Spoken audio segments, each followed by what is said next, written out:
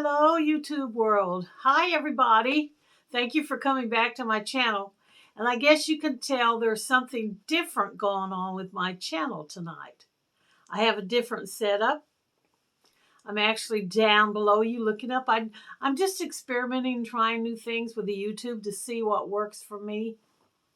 And so this was what I come up with tonight. And I am wearing a pink top, and I'm sitting in front of a pink backdrop, so I hope I don't disappear within the backdrop. I want to thank you for coming tonight again and stopping in and listening to my little story, because that's what I'm going to do tonight. I'm going to tell you another story. And to anybody there that's new to my channel, my niche is storytelling. But I started this channel as a way to do frugal friends on Social Security.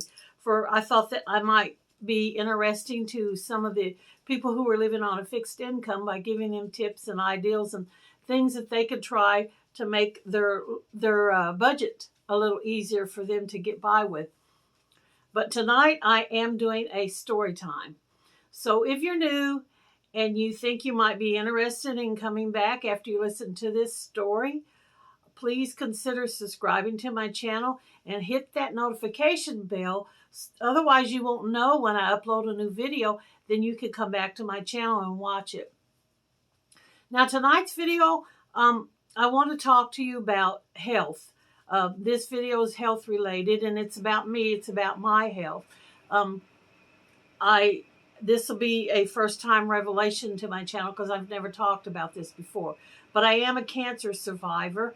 Back in 2002, I think it was, 2002, I was diagnosed with breast cancer. And before that happened, I knew nothing at all about cancer and I knew it was out there. I knew that it was a very bad disease, a very bad thing to have.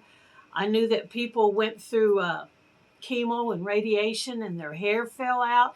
That's basically all I knew about it. I knew that some people survived it, but other people did not survive, and they ended up passing away from it. That was the extent of my knowledge. After I was diagnosed with it, I did some extensive research.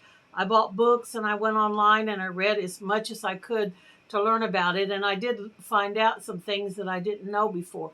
But my cancer was breast cancer, and I was blessed that I went every year and had the mammogram done. So they found my cancer early enough that they were able to take care of it before it had metastasized and through my entire body.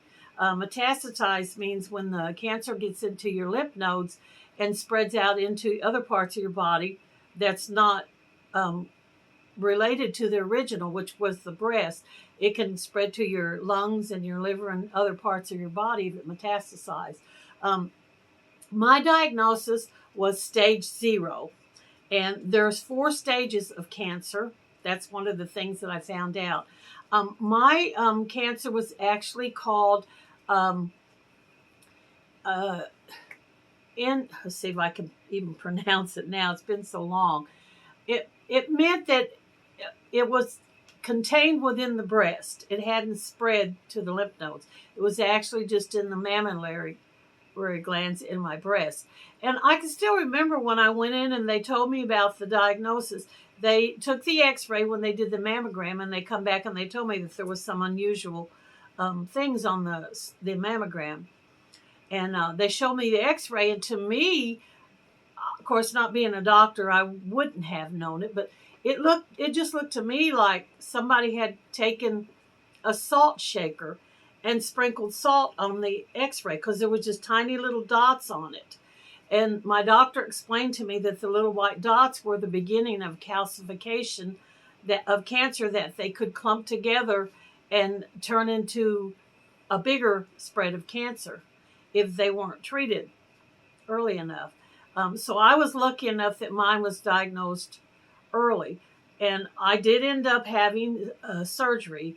I had the type of surgery which is called a lumpectomy, and that's where they just go in and just actually take out the cancerous part of your breast. They don't actually remove the whole breast. The mastectomy is when they go in and they take out they remove the actual breast and the glands and everything that goes with it.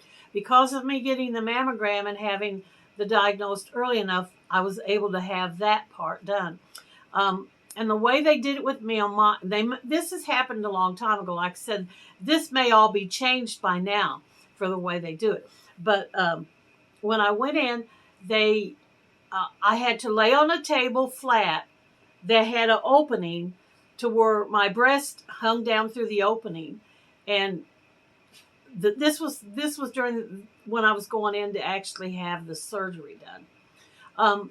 They have to put a wire in your breast that goes directly to the cancer spot, so that when you actually go in and have the surgery, the doctor can find it. Because when they cut you open and get in there, I guess all that tissue just looks the same. It's not like they cut you open and there's red meat and then there's a big black blob that they determine is cancer. They actually have to be able to diagnose where it was at. So they go in and they actually numbed me up, and then they inserted a little wire into my breast, and I remember they coiled it around the wire that was outside of my breast. They coiled it in a circle, put it against my breast, taped it down, and then I got dressed and to drive over to the hospital to have the surgery. My sister and her husband took me. This is the funny part of the story. They took me up there to have my surgery, and I was riding in the back seat. My brother-in-law was driving and my sister in the front. Now, my brother-in-law has an artificial eye. I don't remember which one it is, probably the one on this side. And so he can't see. He doesn't have peripheral vision out of that one eye. He can't see. And we had went in, and I had already got the wire inserted and everything, and I come back out to the car to get ready to go. They went in with me, but they came back out. Well, I was getting in the back seat, and he had already got in, and she had already got in and shut her door, and I was just getting there and getting in. And I had stuck one foot into the car, and the other foot was out on the concrete and was trying to shut the door. And he began to back the car up. And I'm like, whoa, whoa, whoa. He'd say, what's going on? I said, I'm not in the car yet. So he stopped, and I got in there, and he's like, well, I thought you'd already got in there before we sit down. I said, no, my leg was still outside. I said, I was afraid you were going to knock me out of the car with the car door and run over me and break my leg. And my sister started laughing. She said, wouldn't that be something? We'd be taking you to the emergency room to fix your broken leg before they could do surgery on your breast. So anyway, we drove over to the hospital, and I had the lumpectomy. Now, the lumpectomy was not the end of my treatment. I ended up taking radiation. And at the time before this started, I did not know there was a difference between radiation and chemo. I knew that the two had something to do with cancer and that your hair fell out, but I didn't understand exactly what it is. I was so educated after I went online and read books and stuff about it. But after they did the lumpectomy and it healed up, I had to go and see a oncologist, to have the radiation treatments done. And the reason for the radiation, when you have cancer removed, if you have radiation, it's a localized treatment where they just focus just on the area where the cancer is. And the radiation is applied just to that. So they were just putting it on that one area on my breast. If you have chemo is inserted intravenously through your blood vessels, and it goes all through your entire body. That's why your hair falls out. The chemo will go in there and kill cells, and evidently it kills the cells that have something to do with your hair growing. Most people that have the chemo will end up probably shaving their hair because it does fall out. I was lucky enough, blessed enough, that the radiation was all I had to go through. But I did have to have the radiation for 7 weeks to get the after taken care of. And the place that I went to have my oncologist to do the radiation, they opened at 6 o'clock in the morning. And I was still working a full-time job at that time. And I had to be at work at 6 o'clock in the morning. So I told them, I said, they make my appointment as early as they can in the morning. And they're like, well, we open at 6. And I'm like, well, I can't get here at 6 because I have to be at work at that time. So, and I knew that they weren't going to change my schedule at work, to let me go in there. And I had to have it done first thing in the morning because that's when they did their radiation treatment. So they were nice enough that the guy who did my actual radiation, he lived in Jackson, which was several miles away from the town that I was having this done in. And he actually got up extra early in the morning and come down there. And I think they met me like at 15 minutes after 5 in the morning. And I went in and got undressed, had the radiation treatments and got dressed. Then I went into work in time to clock in. Now, I did talk to my supervisors there at work and explain to them that I was having the radiation treatments. And then I may not get out exactly early enough to come and clock in, and would it be okay if I was a little bit late? I knew that I wouldn't be any more than maybe 10 or 15 minutes late at the most, if I was late at all. But just so happened that they were able to get me in early enough to do the radiation treatments that I was able to leave there and get to work on time to clock in at 6 o'clock and go to work. As far as the after effects, there was a period like halfway through the middle of the radiation treatments when I got extremely sick. And I was actually at that time, I was working 2 jobs. I was working full time Monday through Friday at a factory. And then on Saturday and Sunday, I was working in a grocery store in the deli. And I did get sick to where I wasn't able to go into work at the deli. I don't think I missed any work from the factory, but I did take off on the weekend so that I could kind of rest up. I got extremely weak.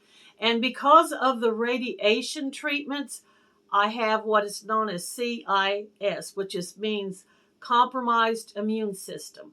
Because the radiation treatments had lowered my immunity to build up resistance to infections, I can get sick very easy. It doesn't take a whole lot for me to get sick. That's why I was definitely scared when the COVID came out to even be out around people, because it wouldn't take much for me to be exposed and end up sick with it, plus being my age that I am.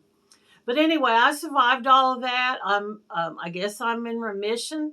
I haven't had any problems since then. Nothing has happened. I feel good. I'm in great health. And that, like I said, that's been years ago. That happened many, many, many moons back. And everything, thank God, is all better. But that's all I wanted to talk to you about tonight, is to tell you about the cancer and what I experienced as taking the treatments and the things and going through the surgery. It's all good. The surgery was a breeze, went through it, no problem. The scariest part about the whole ordeal was when my brother-in-law almost run over me with the car, backing it out and knocking me with the car door. That was the scariest part. But anyway, I want to thank you guys again for coming back and listen to my story. And I definitely hope that you will come back and see me again. Like I said, I'm planning on doing some ride-alongs as soon as some stuff gets set up, and I will have more baking videos. I would appreciate it if you would subscribe to my channel and hit that notification button so that I can send you notifications when I do another video, and leave me any comments or questions that you'd like to ask me about my cancer. If I can remember, I'll answer them. It's been so long ago, it's kind of foggy in my mind. When I was going through that, I thought I would never forget it. I thought I would remember every teeny tiny little detail about it. But so much time has passed, it's water under the bridge, that I may not even remember a lot of it. But I will try to answer your questions. I really appreciate the time you spent tonight to listen to me to the end of this video. And thank you so much. And please come back and see me again. Thanks, and have a great day. Bye.